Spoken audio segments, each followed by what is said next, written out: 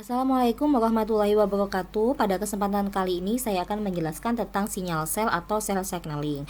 Seperti yang kita tahu bahwa makhluk hidup multiseluler itu tersusun atas jutaan bahkan miliaran sel. Nah, antara satu sel dengan sel yang lainnya harus dapat berkoordinasi dan berkomunikasi dengan baik supaya fungsi sel satu dengan fungsi sel yang lainnya itu selaras, tidak saling bertolak belakang. Selanjutnya, bagaimana sih sel itu bisa berkomunikasi? Kemudian, apa saja yang dikomunikasikan oleh sel satu ke sel yang lainnya? Selanjutnya akan kita bahas pada materi kali ini.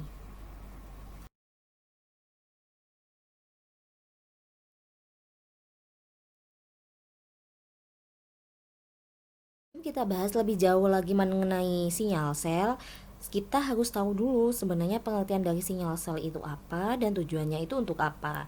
Jadi sinyal sel ini bertujuan untuk memberikan isyarat-isyarat antar sel satu dengan sel yang lainnya. Nah, sel itu merupakan organ multiseluler sehingga perlu saling berkomunikasi untuk kepentingan apa saja, untuk perkembangan dan mengatur susunan jaringannya, untuk tumbuh dan pembelahan sel, dan untuk koordinasi fungsi sel itu sendiri.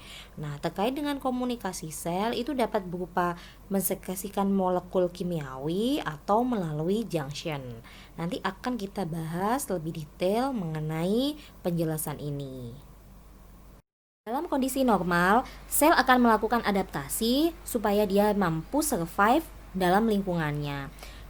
Jika ada stimulasi dari luar, maka sel akan mengeluarkan respon berupa sinyal. Sinyal tersebut nantinya akan diterima oleh sel lainnya melalui reseptor. Selanjutnya, sel yang menerima sinyal tersebut akan memberikan dampak atau mengeluarkan respon spesifik sesuai dengan sinyal yang diberikan.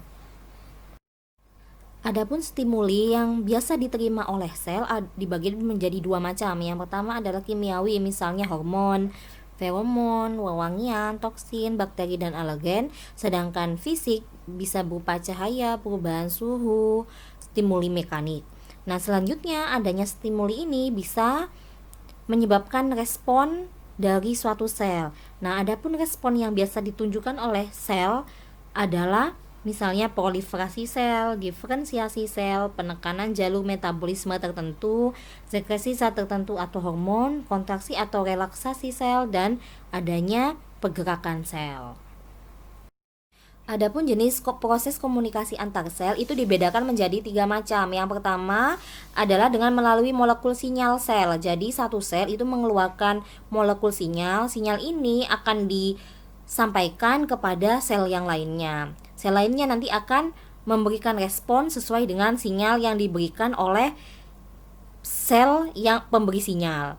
Selanjutnya cara yang kedua adalah dengan melalui gap junction.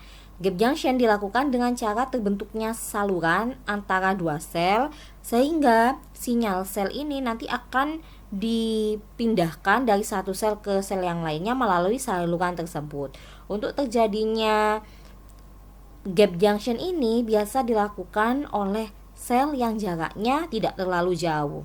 Kemudian secara kontak langsung ini bisa terjadi antara dua sel, di mana antara satu sel dengan satu sel yang lainnya itu memiliki reseptor yang sesuai.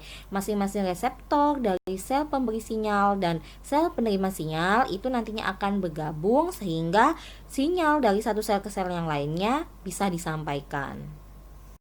Adapun 3 tahap persinyalan sel itu terbagi menjadi 3 proses. Yang pertama itu penerimaan sinyal molekul, yang kedua adalah transduksi sinyal, yang ketiga respon terhadap sinyal molekul tersebut.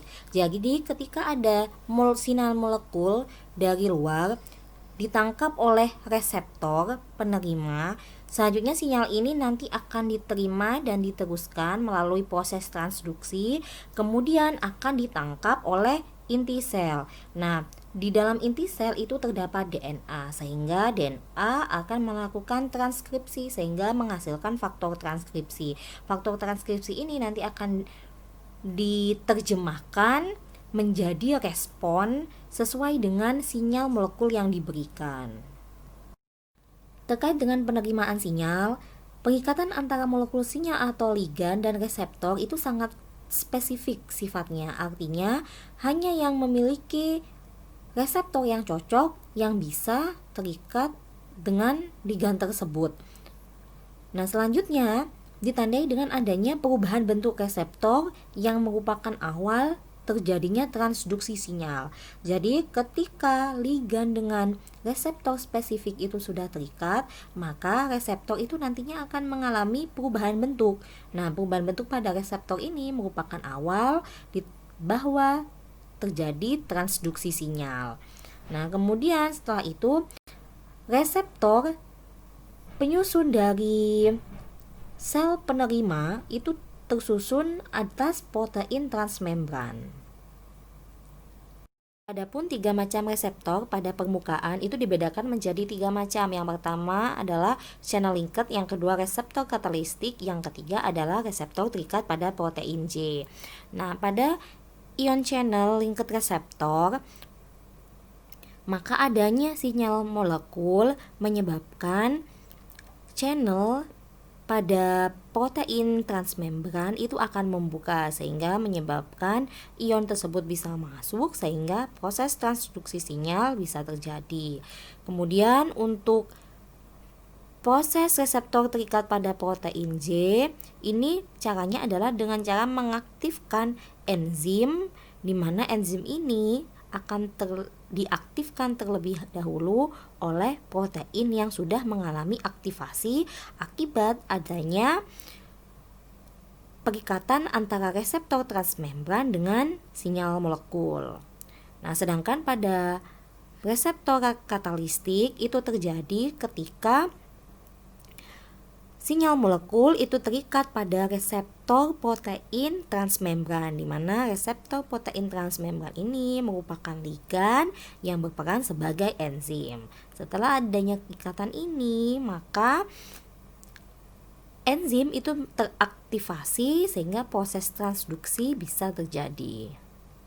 Langkah selanjutnya adalah transduksi sinyal. Sinyal yang sudah diterima oleh reseptor nantinya akan diubah menjadi suatu bentuk yang dapat menimbulkan respons seluler spesifik. Nah, transduksi ini dapat terjadi dalam satu langkah, tetapi lebih sering juga membutuhkan suatu urutan perubahan sederet molekul yang berbeda.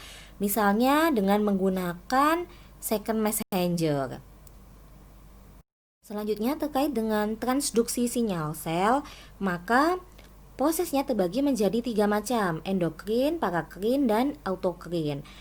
Proses transduksi sinyal sel terjadi secara endokrin ketika memenuhi 2 syarat. Yang pertama, sel yang menghasilkan sinyal atau messenger itu letaknya jauh dari sel target. Yang kedua, ketika sinyal atau messenger itu melewati jalur pembuluh darah.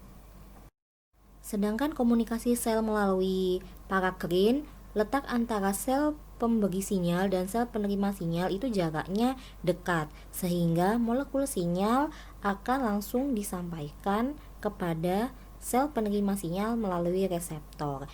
Biasanya molekul sinyal ini akan disampaikan melalui celah antar sel saja.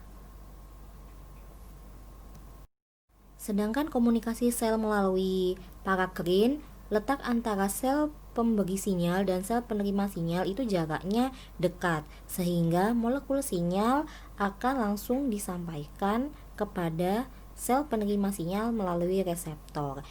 Biasanya molekul sinyal ini akan disampaikan melalui celah antar sel saja.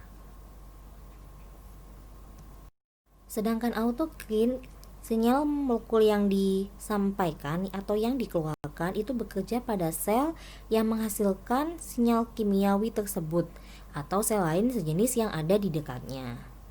Ya, adalah respons sel.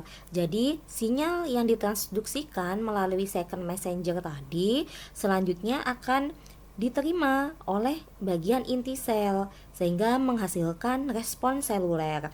Nah, inti sel ini akhirnya nanti mentranskripsikan faktor transkripsi. Faktor transkripsi inilah nanti yang bertugas untuk membantu mengekspresikan sel sesuai dengan sinyal sel yang diberikan. Cukup sekian penjelasan saya mengenai sinyal sel. Saya akhiri, wassalamualaikum warahmatullahi wabarakatuh.